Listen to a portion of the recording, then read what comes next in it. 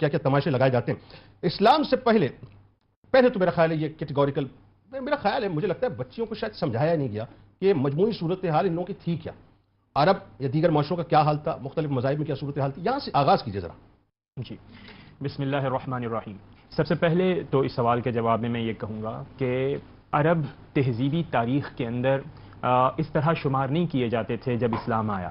یعنی اس وقت دو بڑی تہذیبیں تھیں، ایک کو ہم ساسانین اور دوسرے کو ہم بیزنٹینین امپائر کہتے ہیں.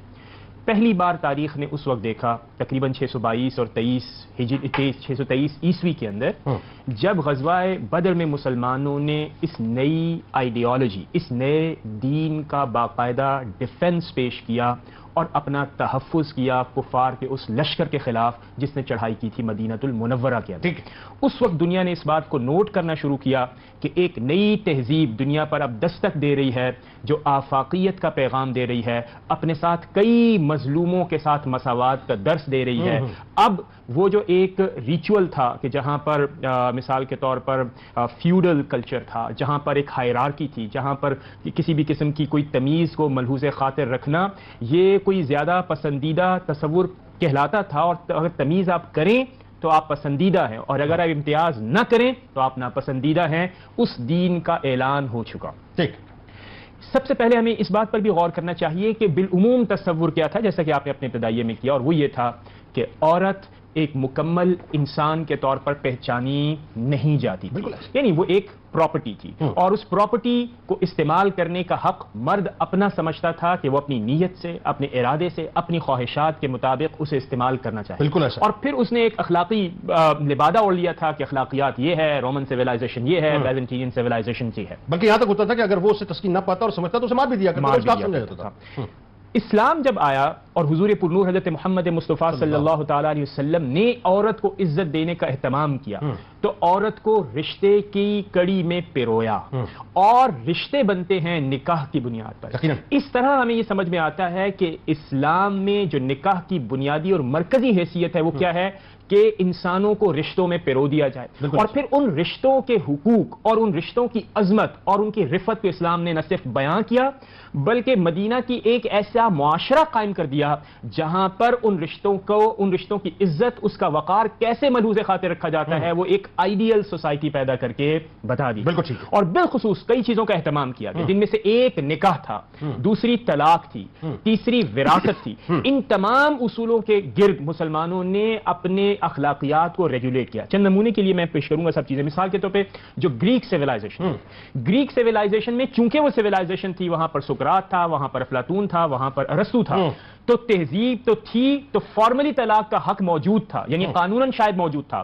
لیکن جب عدالت میں اس طلاق کو پریکٹس کرنے کی بات آتی تو اس حق کے درمیان ان کی حیا، ان کی معاشرتی حیا آ جاتی، ان کی معاشرتی آنر آ جاتی. نتیجہ کیا نکلتا؟ نتیجہ نکلتا کہ اس حق سے عورت محروم کر دی جاتی. آپ نے سقراط کا حوالہ دیا، قول اس کا میرے سامنے آ گیا کہ سقراط کہتا ہے کہ عورت سے زیادہ اور کوئی چیز دنیا میں فتنہ و فساد برپا کرنے والی ہے ہی نہیں. یعنی یہ بیسیکلی ان کے نظریات کے عورت کے حوالے سے. اسی طرح آپ غور کیجئے کہ شادی کے وقت جہیز کو دینا یہ ان کے معاشرے کا بالکل حصہ تھا. یہ یونانی تہذیب کی ہم بات کریں. رومن سیولائزیشن نے کافی چیزیں یونانیوں سے اخذ کی.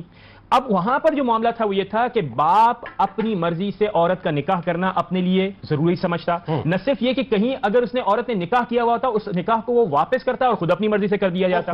رومن سیولائزیشن میں اس بات کی بھی شوہر کو اجازت تھی کہ وہ اپنی بیوی کو قتل کر سکتا تھا اور کوئی کہیں اس کی جواب دہی نہیں تھی. یہودیت کے اندر حضرت آدم علیہ السلام کو نعوذ باللہ بہکانے کے حوالے سے نیریٹو موجود ہے اور اس کی وجہ سے معاملہ کیا ہے کہ عورت کو یہ کہا گیا کہ یہ فتنے کی آماج گاہ ہے اور اسی وجہ سے اس کے وراثت کے حقوق سے اس کو محروم کر دیا گیا.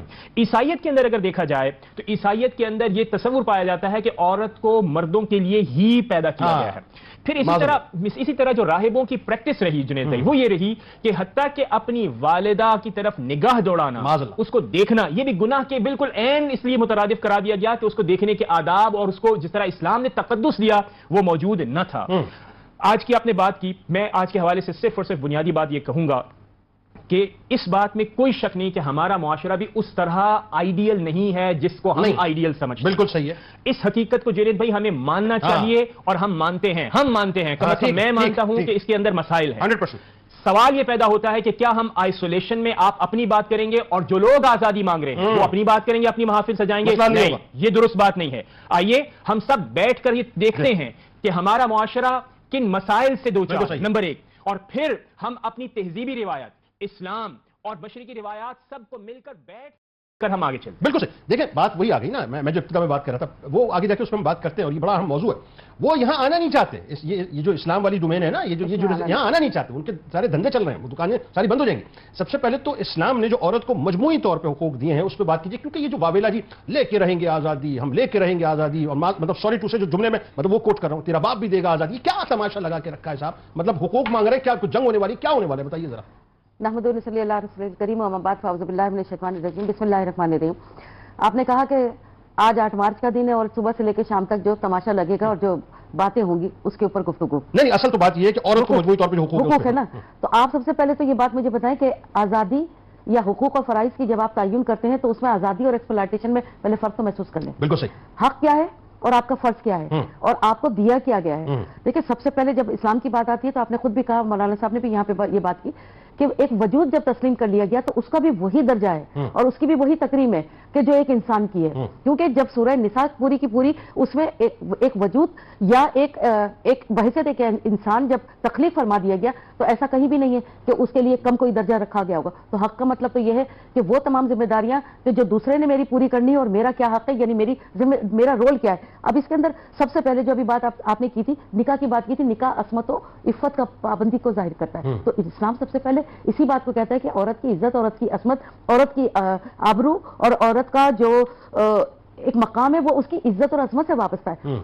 آپ اس کے اندر 2 چھوٹے چھوٹے سے واقعات ہیں۔ حضرت ابوبکر کے زمانے میں کسی نے یہ کہا تھا کہ کسی مہمان نے کسی کی مطلب آبرو ریزی کی ہے، تو حضرت ابوبکر صدیق رضی اللہ تعالیٰ انہوں نے کیا اس کا فیصلہ فرمایا تھا؟ اس کو فدق سے باہر کر دیا تھا، جلا بدن کر دیا تھا، یعنی ثابت ہوئی یہ بات اور ثابت ہونے کے بعد اسے باہر کر دیا گیا۔ حضرت عمر فاروق کے زمانے میں یہ ایک بات ہوئی کہ کسی نے کسی کے ساتھ کوئی زیادتی کی تو آپ نے اس کے اوپر بھی حد جاری فرمائی تھی۔ اس کا مطلب یہ ہے کہ عزت، عصمت اور سب سے پہلا حق تو یہی ہے کہ میں ایک انسان، ایک وجود ہونے کے حوالے سے میری عزت اور میری عصمت کا اعتراف کوئی کرے، اور جب قرآن کر دے اور میرے نبی کر دیں اور میرے خلفاء راشدین کر دیں تو اس کے بعد کہیں نہیں رہ جاتی۔ یہ قانونی حق بھی قرار دیا گیا۔ اس کے بعد کون سے رول کے اندر اسلام ودیت نہیں کرتا ان حقوق و فرائض کو؟ اگر میں سماجی حوالے سے بات کروں تو ماں بہن بیٹی کے حوالے سے میرے رول ڈیفائن ہے، میری تکریم ڈیفائن ہے، جو رسول اللہ نے اپنی ذاتی زندگی میں کر کے دکھا دیا تھا۔ جو حقوق ہے میرے، جو مقام ہے اور جو حقوق ہے وہ مجھے بتا دیا گیا۔ اسی طرح سے اب اس ڈومین کو اگر آپ چاروں طرف لے جائیں، سماجی زندگی میں آئلی زندگی آپ کا وہ پورٹریٹ کرتے دکھاتی ہے کہ بیٹی ہے تو آپ کا کیا مقام ہے، بیوی ہے تو آپ نے اپنی ازواج کے ساتھ کیا، اور اگر اسی طریقے سے جو معاشرے کے اندر جو روابط کو ظاہر کیا تو وہ حجت الوداع کے اندر ظاہر کیا۔ دیکھیں 2 چیزیں ہیں، قرآن اور حدیث مقام کا تعین کرنے میں، یہ 2 چیزیں بڑی ہیں۔ جب قرآن آپ کو سورہ نساء میں سارے حقوق فراہم کر رہا ہے، کسی کے گھر جائیں تو دستک بھی اس طرح سے دے کہ گھر کے اندر کی جو عزت اور محافظت باقی رہے، ٹھیک ہے۔ اور جب جو خطبہ حجت الوداع ہے وہ دراصل کیا ہے؟ امت کے لیے وصیت نامہ ہے آپ کا، جس میں آپ کہہ کے جا رہے ہیں کہ میں عورتوں کے لیے تم سے بھلائی کا تعین کرتا ہوں یا ان کے بارے میں سوال کیا یہاں تک جملہ ہے کہ عورتوں کے معاملے میں ڈرتے رہیں۔ تو جب ڈرنے کا مقام آیا تو ایک وجود کی کو ثابت کرنا یا اس کی زندہ دلیل ہونے کو ثابت کرنا ہوا، تو یہ دونوں پیرامیٹر کو دیکھتے ہوئے اگر ہم آج کی زندگی میں دیکھیں تو ہمارے پاس جو خلا کا حق کیا ہے؟ عورت کے لیے ہے۔ اگر ناپسندیدگی ہے، اس کی مثالیں آپ کے پاس موجود ہیں، ناپسندیدگی ہے تو آپ اس راستے سے الگ ہٹ کے اپنے لیے نئی زندگی کا تعین کر سکتے ہیں۔ آپ کو اپنی مرضی کی شادی کا بھی حق ہے۔ یہ جو واویلا ہے نا کہ میری مرضی، مجھے کچھ نہیں کرنے دیا جا رہا، تو میں یہاں پہ یہ کہوں گی آزادی میں اور ایکسپلائٹیشن میں فرق محسوس کریں۔ آزادی کہتی ہے تکریم اور احترام کے ساتھ آپ کے زندہ وجود کو تسلیم کرنا، اور وہ موجود ہے۔ یعنی آپ کے خیال میں جو مقام و مرتبہ دین اسلام نے عورت کو دیا ہے 1450 برس پہلے، کیا اس کے بعد کسی قسم کی کوئی نئی تحقیق کی ضرورت رہ جاتی ہے یا کسی نئی ڈگنگ کی ضرورت رہ جاتی ہے؟ دیکھیں قرآن جو ہے وہ معجزہ ہے اور کتاب الہی ہے، ارشاد الہی ہے، جو ارشاد فرما دیا گیا، جو تعلیم دے دی گئی آپ صلی اللہ علیہ وسلم کی ذات کے ذریعے اس کی تکمیل کر دی گئی، تو اب کسی نئی حجت کی ضرورت نہیں ہے۔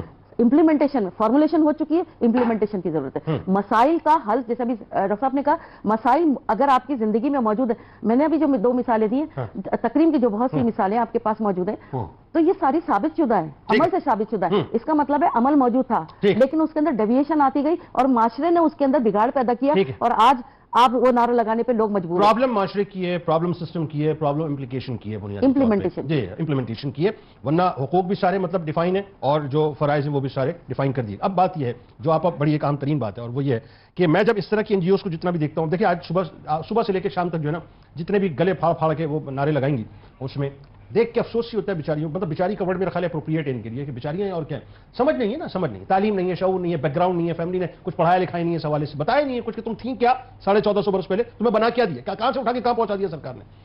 معاملہ یہ ہے کہ آپ دیکھیے گا ان این جی اوز میں آپ کو حقوق کی ڈیمانڈز نظر آئیں گی، فرائض ادا کرنے والی کوئی این جی او آپ کو نظر نہیں آئے گی جو کہ نہیں فرائض ادا کرنا، یہ حقوق کی بات کریں۔ تو حقوق اور فرائض کی اس جنگ میں آپ مجھے بتائیے عورت کو کون سا راستہ اختیار کرنا چاہیے؟ بڑا سادہ سا سوال ہے۔ سادہ سا جواب ہے، مرد کو آزادی دے دو۔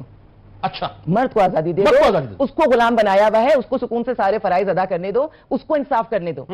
عورت خود کو، ایک تو عورت کمزور ہے نہیں، بس اس بات سے دل دکھتا ہے جب کہتے ہیں کہ عورت فتنہ پھیلاتی ہے، تو میرے دل کو بہت تکلیف ہوتی ہے کیونکہ ماں یاد آتی ہے، وہ پیاری بہن، وہ پیارے رشتے یاد آتے ہیں۔ تو میں کہوں گی کہ اگر کوئی کہتا ہے تو اپنے عمل سے اس کو جھوٹا ثابت کر دو کہ عورت فتنہ نہیں ہے، جو قربانی دے، جو اپنے آپ کو ختم کرے، جو سب کچھ آپ کو دے۔ اور آخر میں یہ بات دل بہت دکھاتی ہے، لیکن یہ کیوں ہے؟ کیونکہ وہ جو ٹولہ ہے نا، اس کے جو عمل ہے نا، وہ ہمارے اوپر سوالیہ نشان لگاتے ہیں۔ ہم نے جو قربانیاں دی، ہماری ماؤں نے جو قربانیاں دی، ان کی وجہ سے ہر عورت کو عزت مل رہی ہے۔ وہ جو ایک باکردار عورت ہے نا سوسائٹی کی، اس کی وجہ سے عزت سب کی ہے، لیکن وہ عورتیں جو اس طرح کا کردار نہیں رکھتی، ایکسپلائٹ کرتی ہیں چیزوں کو، ان کی ڈھال میں ان کو بھی معاف کیا جاتا ہے، ان کی وجہ سے انہیں بھی عزت ملتی ہے۔ تو خدا کے لیے اس عزت کو سمجھو، ایسا نہ ہو کہ تمہاری عزت بھی جائے اور تم ان کی بھی عزت پہ ضرب لگاؤ اور پھر یہ جملہ سننے کو ملے کہ عورت جو ہے وہ تو فتنہ ہے۔ عورت فتنہ کہاں پھیلاتی ہے؟ عورت فتنہ پھیلاتی ہے مرد کی زندگی میں۔ وہ کیسے فتنہ پھیلاتی ہے؟ وہ مرد کو کیوں نہیں اس کے فرائض اس کو ادا کرنے دیتی، کیوں حصوں میں بانٹتی ہے؟ کیونکہ جب وہ ماں بنتی ہے، بہن بنتی ہے، بیوی بنتی ہے، بیٹی بنتی ہے، ہیں تو بڑے معتبر رشتے، اور کیا شان ہے میرے رب کی کہ اس نے ہمیں کیا کیا عزتیں دی۔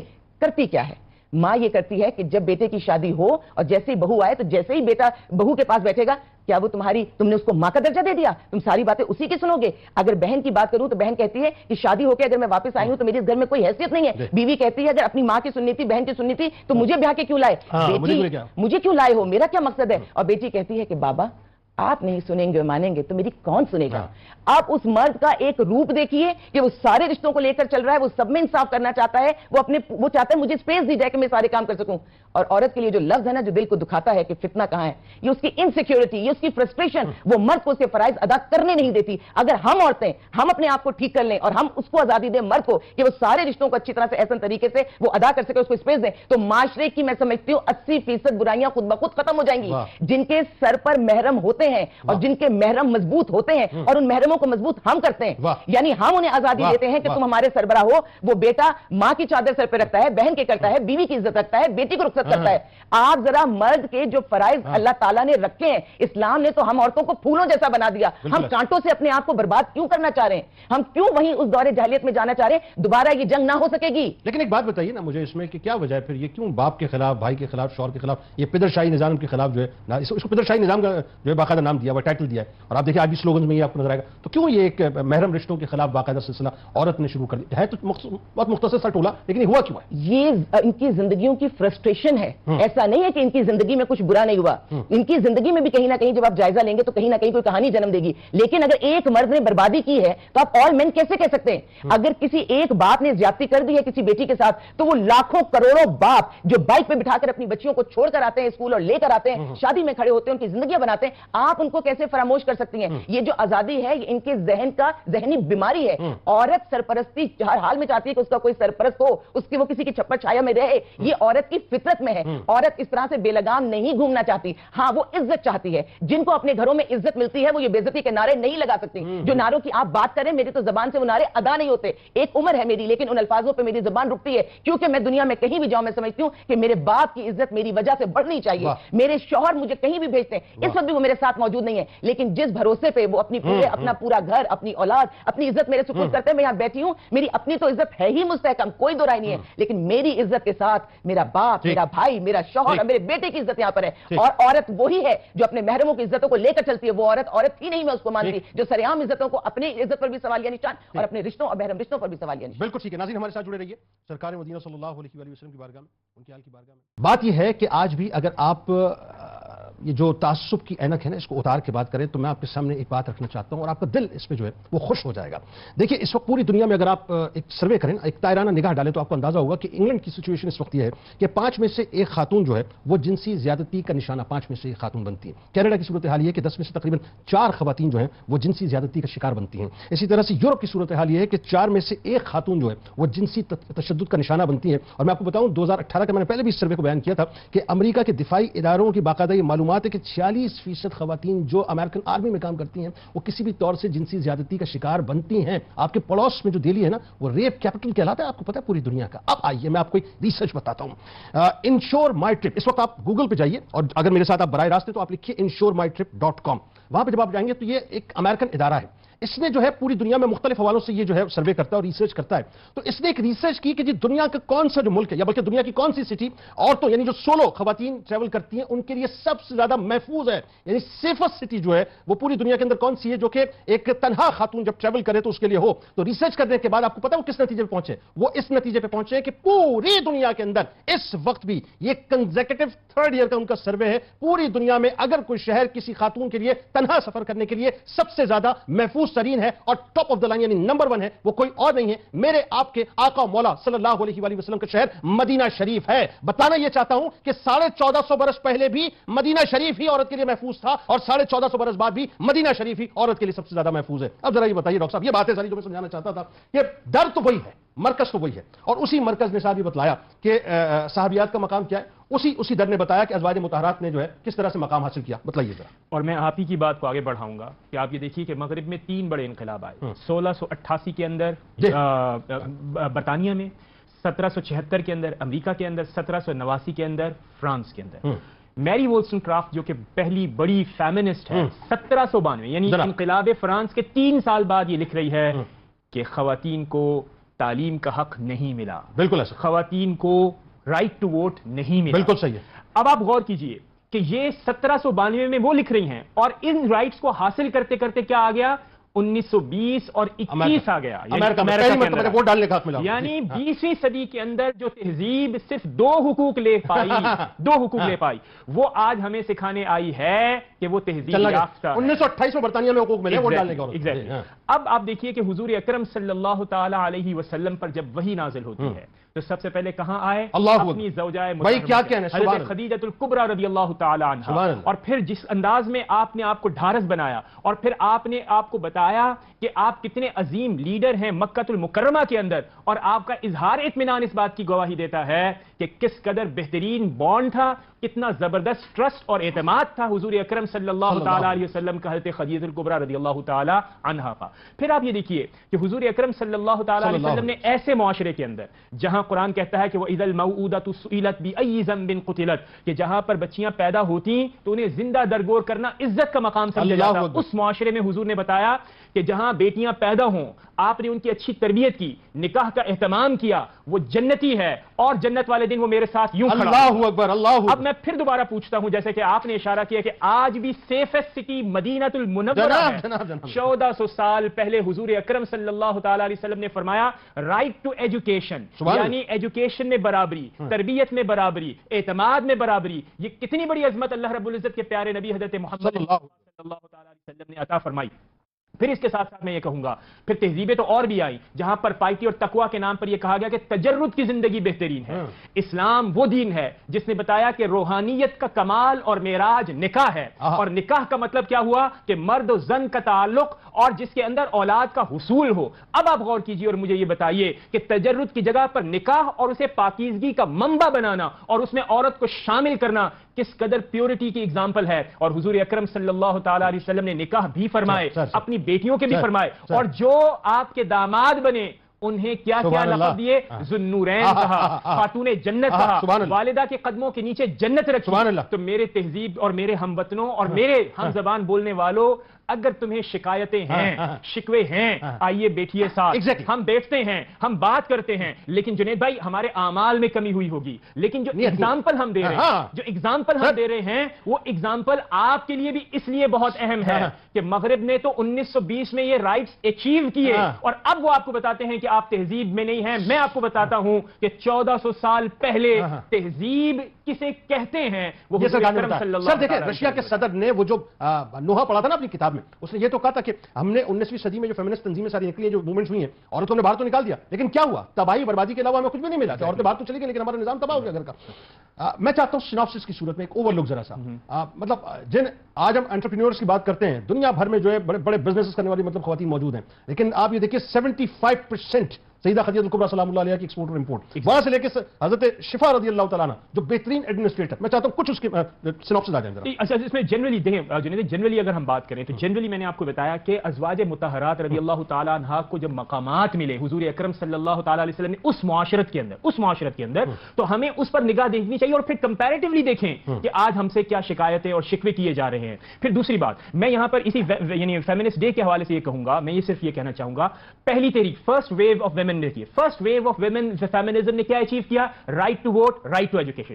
سیکنڈ ویو آف فیمنزم اور تھرڈ ویو آف فیمنزم کیا کہتی ہے؟ وہ یہ کہتی ہے کہ عورت کو اس بات کا حق نہیں کہ وہ اپنی مرضی سے نکاح کر سکے، اپنی زندگی کا فیصلہ کر سکے۔ اب آپ آئیے واپس مدینہ کی سوسائٹی کے اندر، حضور اکرم صلی اللہ تعالیٰ علیہ وسلم نے کیا یہ حق ودیت نہیں فرمایا عورت کو، بلکہ یہ کہا گیا کہ عورت کو اس بات کا حق ہے کہ وہ اپنی مرضی سے نکاح کر سکے۔ اب آپ کمپیریٹیولی دیکھیے کہ آج جو ہم سے آزادی مانگتے ہیں، آپ مجھے یہ بتائیے کہ کیا یہ واقعتاً ریئلسٹک انالیسس ہے کہ ہمارے اسلامی معاشرے میں ایسا ہو رہا ہے، یا مغرب کی سیلف کنسٹرکٹڈ امیجنری ہے اپنی ادر کی، کہ جب وہ اپنے اینگل سے دیکھتا ہے اپنی ماضی کی غلطیوں کو فراموش کر کے، وہ دیکھتا ہے کہ پاکستان میں، بنگلہ دیش میں اور دیگر افریقن مسلم کنٹریز میں کیا ہو رہا ہے، اگر وہ اس انداز میں دیکھنا چاہ رہا ہے تو ہمیں اس بات کا حق موجود ہے کہ ہم اس کا صحیح تجزیہ کریں اور اپنے جو دوست ہیں، احباب ہیں جو ہم پر تنقید کر رہے ہیں، ان کو اپنے ساتھ بٹھائیں اور صحیح مسائل کو دیکھیں۔ معاشرے کی پلس تو ویسے سمجھنے میں بڑا سائنس نہیں رہ گئی ہے، سوشل میڈیا، الیکٹرانک میڈیا بڑا ووکل ہو چکا ہے۔ دو مثالیں، ایک خاتون سیاح پاکستان میں آتی ہیں، بائک رائڈ کرتی ہے، پورے پاکستان گھومتی ہیں، وہ ہر کمیونٹی سے ملاقات کرتی ہے، فائنلی جاتے وہ کہتی ہے کہ میں پاکستان کی مہمانداری اور پاکستان کے لوگوں کی جو مطلب کھلے دل کی جو مالک ہے وہ، اور جو عزت اور توقیر وہ دیتے ہیں، میں اس سے بڑی متاثر ہوئی۔ اور ایک گوری جو ہے وہ اپنے شوہر کے ساتھ جاتی ہے ہندوستان، تو 7 افراد ایک ہی وقت میں جو اس کے ساتھ، معاذ اللہ مطلب میں ورڈ یوز نہیں کرنا چاہتا، تو وہ ظاہر انٹرنیشنل میڈیا کی خبر بنتی ہے۔ تو آپ کا معاشرہ قدر اس حوالے سے بہت بہتر ہے ابھی، لیکن یہ جو اسے تعفن زیادہ کیا جا رہا ہے طور میں لے گیا اسلام، تو ذمہ داریاں کون کون سی ہیں، فرائض کون کون سے لگائیں، ذرا اس پہ پریسائزلی بات کیجیے۔ دیکھیں جنید، یہاں پر ایک بات ہے کہ جو جینڈر سینسٹائزیشن کا جو ایک مغرب کا ایک انیشیٹو لیا جا رہا ہے نا، ساری بنیاد، سارا بگاڑ اسی میں ہے۔ صنف اور جنس کا جو ایک مرحلہ بنا کر کتابوں کے اندر اور ایجنڈے کے اوپر لایا جا رہا ہے، یہ سارا کا سارا زور وہاں سے شروع ہوتا ہے۔ چند افراد، میں یہ نہیں کہتی کہ وہ جو جن خواتین کا یا جن لوگوں کا ہم ذکر کر رہے ہیں وہ کم تعلیم یافتہ ہیں یا انہیں کہیں کوئی ایجوکیشن یا کوئی نالج نہیں ملی ہے، بہت زیادہ تعلیم یافتہ ہے۔ تعلیم یافتہ ہونا الگ بات ہے، تربیت یافتہ ہونا الگ بات ہے، اور دین اسلام کے اصولوں کے ساتھ پرورش ہونا ایک الگ بات ہے۔ جس تعلیم کی بنیادی ایکویلٹی کے اوپر رکھ دی گئی ہوگی کہ تم بھی برابر وہ بھی برابر، وہاں ایسے شوشے جنم لیتے ہیں۔ فرائض میں تذبذب کیوں مطلب پیدا کیا جا رہا ہے یہ بتائیے۔ وہ وجہ اس کی یہی ہے نا کہ آپ کو غلط طریقے سے امپارٹ کی جا رہی ہے نا تعلیم، آپ کو بتایا جا رہا ہے کہ آپ شانہ بشانہ، یہ جو لفظ شانہ بشانہ ہے نا، یہ ہے اصل جڑ۔ جو تذبذب میرے اندر پیدا ہو، یعنی کہ میرے کیا ایک عورت کے اندر کہ شانہ بشانہ، وہ رات کو باہر جائے تو میں بھی رات کو باہر جا سکوں، وہ یہ کام کر سکے تو میں کر سکوں، کرنے کو سب کچھ موجود ہے، لیکن میرے پاس اس بات کا شوشہ چھوڑ دیا جائے کہ اس کی طرح کی آزادی مجھے ملے، تو یہاں میرے فرائض کے اندر خلل پڑ رہا ہے۔ قدرت نے جو دائرہ کار تکوین کیا ہے یا اس کے اندر تخصیص کیا ہے، خاتون کو گھر کی ذمہ داری یا بچوں کی افزائش نسل کو بڑھانے کا، یعنی پرورش کا جو ایک موٹیو دیا گیا ہے، وہ کسی وجہ کے تحت دیا گیا، اور جو مرد کو قوام بنایا گیا وہ اس لیے کیا گیا کہ باہر کی دیکھ بھال اس کے ذمہ، دونوں کے فرائض الگ ہیں، دونوں کے حقوق الگ ہیں، لیکن اس سے جو اولاد جنم دیتی ہے یا معاشرے کے اندر جو لوگ پرورش پاتے ہیں وہ ایک مضبوط اور مضبوط سمپل مطلب بیسک ڈیوٹیز کیا ہیں مجھے ذرا بتائیے عورت کی۔ خاتون میرے گھر میں جو اولاد ہو اس کی میں بہترین پرورش کروں، سماجی حوالے سے، تمدنی حوالے سے، اس کی اخلاقی حوالے سے۔ اخلاق کی اگر میں پرورش کرتی ہوں تو آپ جیسے جو سوشیو کلچرل جو ویلیوز ہیں وہ تباہ نہیں ہوں گی نا۔ میں اگر تربیت کر رہی ہوں اپنے بچوں کی کہ عورت کی عزت کرو، چاہے اس میں بیٹا ہو یا بیٹی، بیٹی کی تربیت یہ کر رہی ہوں، اخلاقی تربیت، میں فرائض کی بات کر رہا ہوں، فرائض کیا بیسک یہ بتائیے سمپل ورڈز میں نا، عورت کے فرائض کیا، آپ ایک عورت ہے، فرائض کیا کروں؟ میں اپنے شوہر کی بات کو مانوں گی، میں اپنے بچوں کی صحیح تربیت کروں گی، میں اگر میری اکنامیکل جو ہے نا وہاں پہ مجھے کوئی مسائل پیدا ہیں تو میں ضرور اس کو کمپنسیٹ کروں گی، لیکن اس کے اندر میں اپنی حدود اور قیود کا بھی خیال رکھوں گی۔ مجھے بھی یہ معلوم ہونا چاہیے کہ میری حد کیا ہے اور میری قیود، تو یہ میرے فرائض میں شامل ہے۔ میں بچوں کے ساتھ یہ ان کو آیا پہ نہیں چھوڑ سکتی، میں اپنے شوہر کے ساتھ برابری کا دعویٰ کرتے ہوئے میں یہ نہیں کہہ سکتی یہ کام تم کر لو، یہ کام تمہارا، بانٹ سکتے ہیں لیکن اس کے اوپر میں اجارہ داری قائم نہیں کر سکتی، کیونکہ میرا مقصد یہ ہے کہ میں گھر کی یا اپنے معاشرے کے اندر ایک بگاڑ نہ پیدا کروں، اور اگر میں بگاڑ پیدا کرتی ہوں تو وہ جو آج کل جنم لے رہا ہے پھر وہ بگاڑ جنم۔ آپ کے خیال میں ایک آئیڈیل سچویشن تو ہمارے گھر میں بینگ مسلم والے تو یہ سرکار علیہ السلام نے جب مولا کائنات کا سیدہ کائنات کا فرمایا تو کیا کمال بات ہے کہ اے علی باہر کی ساری ذمہ داریاں تمہارے ذمہ، سیدہ کائنات سے فرمایا کہ اے فاطمہ سلام اللہ علیہ گھر کی ذمہ داریاں تمہارے، تو میرا خیال ہے اس کے بعد کچھ رہ جاتا ہے، یہ کلیہ قائم کیا، سمجھنے کو رہ جاتا اچھا یہ تو کلیہ بیٹی کے لیے قائم کیا، آپ نے اپنے لیے کیا قائم کیا؟ آپ نے بھی تو اپنے گھر کے اندر خود اپنے دست مبارک سے کام کیا. تو اس کا مطلب ہے پریکٹیکل, میں نے ابھی وہی بات کی, لیکن اگین وہی بات کہ ازواج مطہرات میں جب آپ نے ٹیلنٹ دیکھا, صلاحیتیں دیکھی, تو اس ٹیلنٹ کو بھی جو ہے اپنا ڈیمورلائز نہیں کیا, ڈسکریج نہیں کیا. اچھا تو دیکھیں ہمارے لیے تو رول ماڈل یا پریکٹیکلزم کی جب ہم بات کرتے ہیں, ریالزم کی بات کریں گے, تو آپ کے پاس تو رول ماڈل موجود ہے نا. جو خاتون چکی بھی پیس رہی ہیں اور عبادت بھی کر رہی ہیں, دونوں کے اندر ڈفرینسیشن نہیں کیا کہ میں گھر کا کام کر رہی ہوں تو عبادت نہیں کر سکتی, اللہ کے حقوق ادا نہیں کر سکتی. حقوق العباد اور حقوق اللہ دونوں کے اندر انہوں نے بیلنس اختیار کیا نا. تو یہ جب وہ کر سکتی ہیں اس تاریخ معاشرے میں, جب ٹیلی فون نہیں ہے, جب اور کوئی سہولت نہیں ہے, میں اس وقت کیوں نہیں کر سکتی؟ عورت کو مرد کے معاملے کے اندر اپنی ڈیوٹیز میں کس لیول تک جانا چاہیے؟ اپنی ڈیوٹیز کے معاملے میں, ہاں بتائیے, اپنے فرائض کے معاملے میں کس لیول تک جانا چاہیے؟ دیکھیے معاشرے کی اقدار تو بدل رہی ہیں, یہ بات تو محسوس کر لینی چاہیے. جو بھی افراط زر کا تعلق ہے اس کے لحاظ سے اگر کسی قسم کے معاملات یا بگاڑ پیدا ہو رہے ہیں تو اسے برابری کا ساتھ دینا چاہیے, لیکن اس برابری میں وجود کی نفی نہیں کرنی چاہیے. یعنی کہ اس شخص کی کہ جس کو اللہ تعالیٰ نے قوام کا درجہ دیا ہے یا اس کو حیثیت دی ہے, اس کی ڈیمورلائزیشن نہیں کرنی چاہیے. ابھی عالیہ بھابی نے بھی بات کی تھی نا کہ اس کو تنگ نہیں کرنا چاہیے. دیکھیں اکنامک امپاورمنٹ کی بات تو آپ نے بی بی خدیجہ سے آپ نے مثال قائم کر لی تھی نا.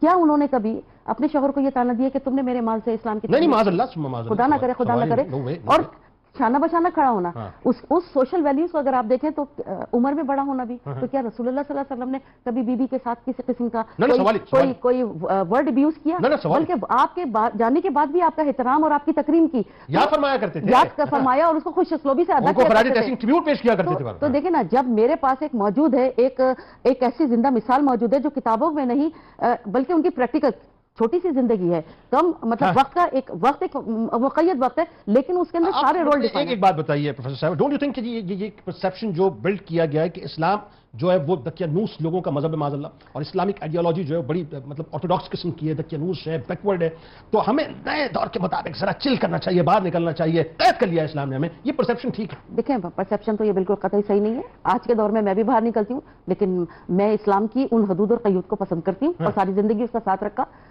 اپنی تمام تر ذمہ داریاں ادا کرنے کے دوران بھی ہم نے بہت ساری چیزوں کا خیال رکھا, کیونکہ ہماری میت مضبوط تھی. ہمیں بتایا گیا کہ ان جگہوں کے اوپر آپ کی پکڑ ہوگی, ہے نا. مورل ویلیوز کو ڈسٹرکٹ کرنے سے آپ نہ صرف آپ کا گھر متاثر ہوگا بلکہ آپ کی زندگی متاثر ہوگی, آپ کا معاشرہ متاثر ہوگا. ہم نے اس کا خیال کیا انفرادی طور پر, جب ہم نے خیال کیا تو اجتماعی طور پر بھی. اصل بات یہ ہے کہ جس آزادی کی بات ہو رہی ہے وہ آزادی جتنی ڈگنیٹی کے ساتھ اسلام نے دی ہے, دوسرے جو نظریات اب ظاہر ہے جو آئیڈیالوجیز ہیں وہ مادر پدر آزادی دینا چاہتے ہیں اور ان کے اپنے مقاصد ہیں. وہ ایک جملہ کسی نے کہا نا کہ بکری نے آزادی مانگی, میں عموماً جملہ خاص طور پہ اس موقع پہ کہتا ہوں, تو بھیڑیا نے سب سے پہلے جو ہے وہ ہاتھ اٹھایا کہ جس کو آزادی ملنی چاہیے. اب ذرا بتائیے آخر میں کہ دیکھیں, ایک ہے جائز حقوق کا معاملہ, بہت ہی پریسائزڈ وے میں اب اس معاملے پہ ذرا بات کر لیتے ہیں, کیونکہ یہ لوگ سمجھ نہیں رہے.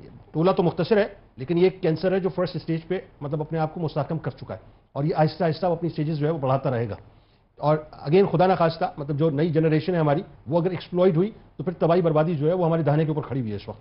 تو ایک ہے جائز حقوق کا معاملہ, اور ایک ہے ظاہر ناروں کی جال سازی جو ہمیں نظر آتی ہے. اچھا آپ کو کیا لگتا ہے کہ مطلب ناروں کی جال سازی اور پھر مطلب ظاہر ہے ناروں کے ذریعے سے عورت کو تباہ کرنا, یہ اور جو خاص طور پہ حقوق کا معاملہ, یہ اس میں کیا فرق کیا, ذرا یہ بتائیے, کیونکہ مجھے ایسا لگتا ہے کہ حقوق تو چلے گئے بہت پیچھے کہیں, اب تو بات کچھ اور شروع ہو گئی ہے. آپ نے بات کی ناروں کی, تو ناروں میں بتا دوں کہ وہ جو آپ نے فنڈز کی بات کی ہے نا, ہمارے ہاں اگر عورتوں کی عزت کو بھی اس طرح سے پیسوں کے حساب سے تول دیا جائے گا تو یہ مصیبتیں اور بڑھ جائیں گی. اور یہ تیزی کچھ 5-6 سال پہلے بہت زیادہ آئی, تو میرا بھی یونیورسٹیز میں جانا ہوا, تو میں اپنی بہنوں سے کہوں گی کہ اپنی بچیوں کی تربیت گھر میں بہت زیادہ فوکس کر لیں, کیونکہ اب بہت سارے لیکچرز بڑے غیر محسوس طریقے سے یونیورسٹیز میں آ کے دیے جاتے ہیں. تو یونیورسٹیز میں وہ میری جوان بچیاں ہیں, ان جوان بچیوں کا جو ذہن ہے جس طرح سے اسے گندا کیا جا رہا ہے, ہماری بچیاں پڑھی لکھی بچیاں اب شادیوں کی طرف نہیں آ رہی ہیں, وہ کہہ رہی ہیں کہ ہم تو کما سکتے ہیں, ہم سب کچھ کر سکتے ہیں, اور یہ وہی نعرے لگانے والی عورتیں منظم ہونے کی کوشش کر رہی ہیں. یہ جو آپ بات کر رہی ہیں یہ بہت صحیح بات آپ کر رہی ہیں. اس وقت یہ ہو گیا کہ بچیاں شادی نہیں کرنا چاہتی, بچے شادی نہیں کرنا چاہتے. اور کیوں نہیں کرنا چاہتی بچیاں شادی اس لیے نہیں کرنا چاہتی کیونکہ وہ کہہ رہی ہیں کہ ہم تو اتنے پڑھے لکھے, ہمارا ہم پلہ ہونا چاہیے,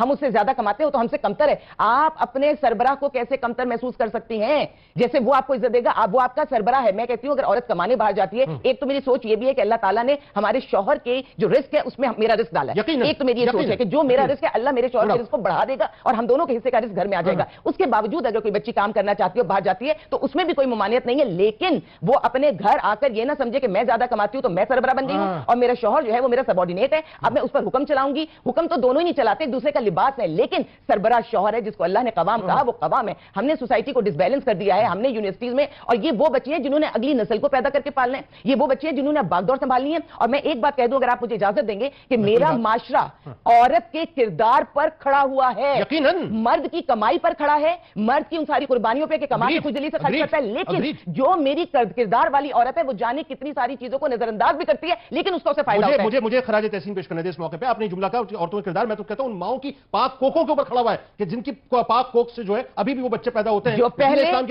پہلے کہتی ہیں کہ ہمارے پاس شوہر کا نام ہوگا, پھر اس شوہر کی جائز اولاد پیدا کریں گے, اور یہ جو جائز اولاد ہے اس میں بھی عورت اپنے کردار کا وہ عملی نمونہ پیش کرتی ہے کہ جس طرح سے وہ اس کی پرورش کرتی ہے. میں ان ماؤں کو جانتی ہوں جو اپنے شوہروں کو یہ تک کہتی ہیں کہ تم جائز کماؤ گے تو تمہاری کمائی سے کھا کے ہم اولاد کو دودھ پلائیں گے, ورنہ ہم اس کو دودھ بھی نہیں پلائیں گے کہ اس کی رگوں میں ناجائز مال نہ جائے.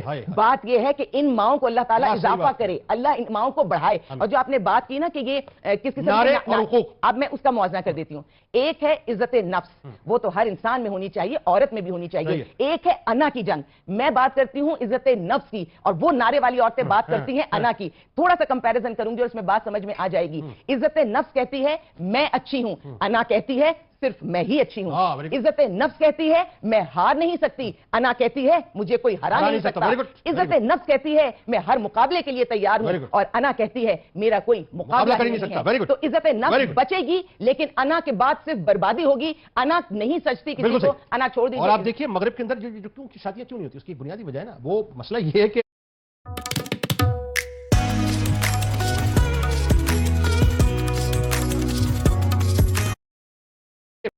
رولا پالنے کی کہ صاحب مطلب شادی کرنے کو, یہ سوچ جو ہے نا کہ ذمہ داری کو اون نہ کرنا اور ذمہ داریوں کو جو ہے نہ نبھانا, یہ رشتوں کو, یہ سوچ اب ہمارے یہاں بھی اسی انداز سے جو انڈکٹ کی جا رہی ہے. بہت شکریہ. ہم مہر پر اتنی بات کرتے ہیں, مہر ہونا بھی چاہیے, ادا بھی کرنا چاہیے اسلام میں, لیکن یقین جانیے ہم ساری زندگی شوہروں کی کمائی کا بہترین حصہ ہم عورتیں انجوائے کرتی ہیں. تو مہر ادا کریں, لیکن اپنے شوہر کے اس احسان کو مانیں. وہ ہم پر احسان کا معاملات کرتے ہیں کہ اپنی کمائی لاتا ہے, اور بدلے میں ہم اس کو عزت بھی دیں گے اور اس کی عزت کی بھرپور حفاظت بھی کریں گے. اور یہ جو نعرے آج لگ رہے ہیں, الحمدللہ صبح 92 چینل نے بہترین پروگرام کیا ہے. اللہ کرے کہ سب لوگ اس کو سنیں, اور اس کے بعد جو باقی دن بھر میں جو خرابات ہوگی اس کو ذہن سے بیچاریوں کو کوئی میسج بھی دے دینا.